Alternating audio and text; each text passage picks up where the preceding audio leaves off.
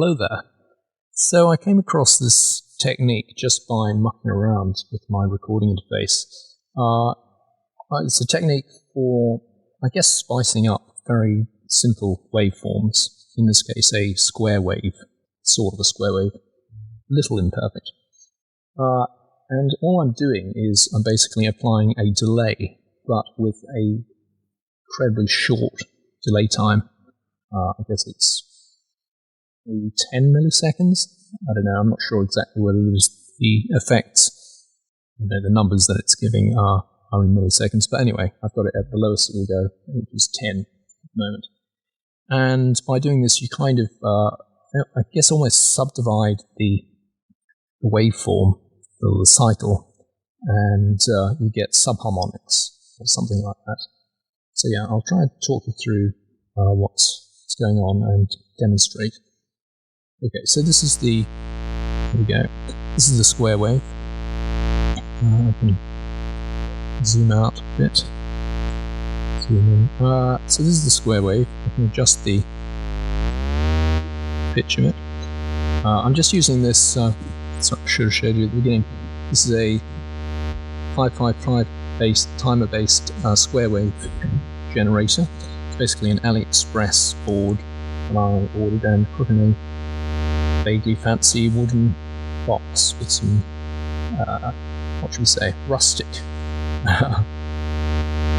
primitive lettering on it. Anyway, so this is my square wave. See, it's not a perfect square wave, but it's close enough. And let's bring in the delay. You can hear those subharmonics starting to happen. So if I adjust the delay time, we get these different sort of tumbrel shifts. I think that louder one is where it almost lines up with the original. And you get basically an amplification because you're copying it. And then you get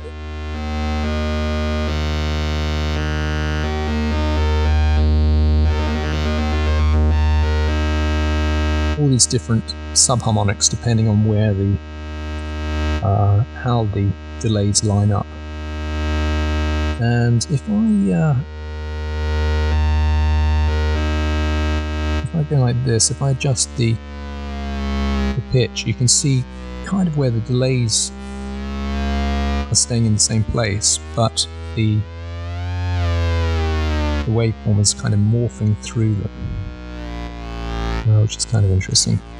Anyway, the other thing we can adjust is we can adjust the mix, the wet and dry, or sorry, the wet mix, how much of the effect is going in. But we can also adjust the feedback, which I guess is how much of the effect is being looped back into the effect, so you get this kind of repeat.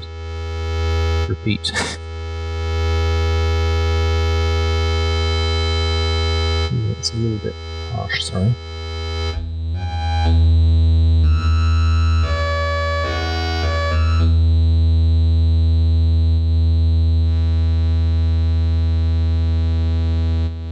And by adjusting that, you can actually shape the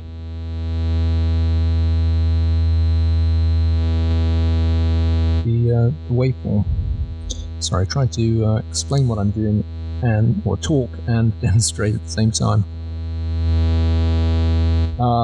So yeah, that's quite high feedback. It's at 82, and this is the delay time is at 12. But you'll notice that as I adjust the pitch, you get these interesting kind of almost like phasing effects, because the delay time is staying the same, and so the waveform is lining up with those delays in slightly different ways as the pitch changes. I think that's kind of my assumption. It makes me think almost a little bit of like a sort of rudimentary form of maybe granular synthesis. I don't actually know much about granular synthesis. So I might be completely wrong there, but it's almost as if you're copying the waveform, playing it multiple times. So I guess it's not exactly granular, but anyway, an interesting effect. Just to add a little bit of something extra to a otherwise quite dull waveform. There would be other ways of doing this, I guess, but yeah, I thought it was interesting. Another thing you can do is, okay, which one is it?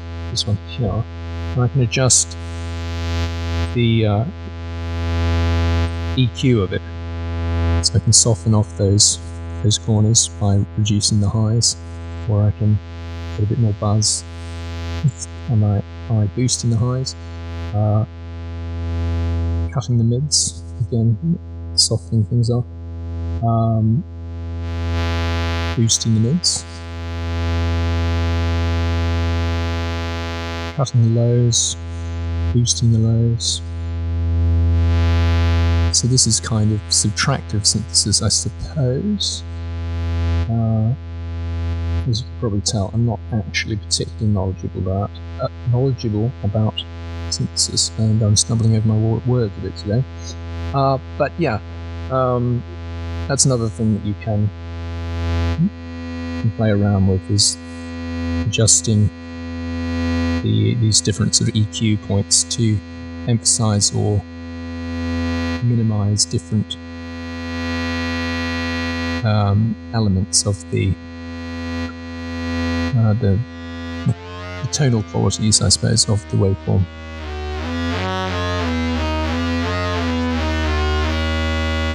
This is future me, just popping back to just add in that I've realized if you turn the feedback all the way down,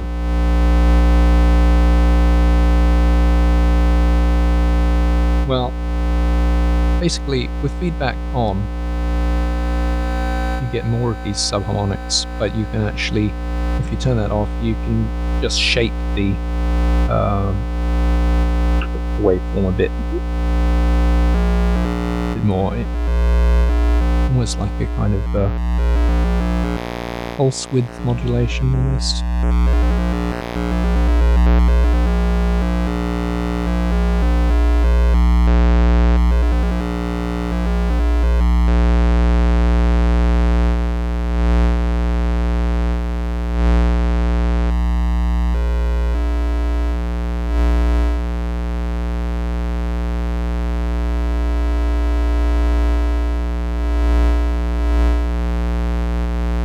So yeah, just pop back to make note of that. I should say this is probably not the best way of demonstrating, but it was the easiest way of demonstrating because it saved me having to try and find a oscilloscope plugin, and this is basically how I discovered this technique, was by using my Zoom LiveTrack L8 recording and mixing console, and just playing around with the delay effect and using it in ways that you maybe wouldn't normally with these very short delay times. And yeah, so everything here is analog, well, except for the recording, but the generator and how I'm displaying it is analog. But all of this should still work in your DAW of choice with various plugins.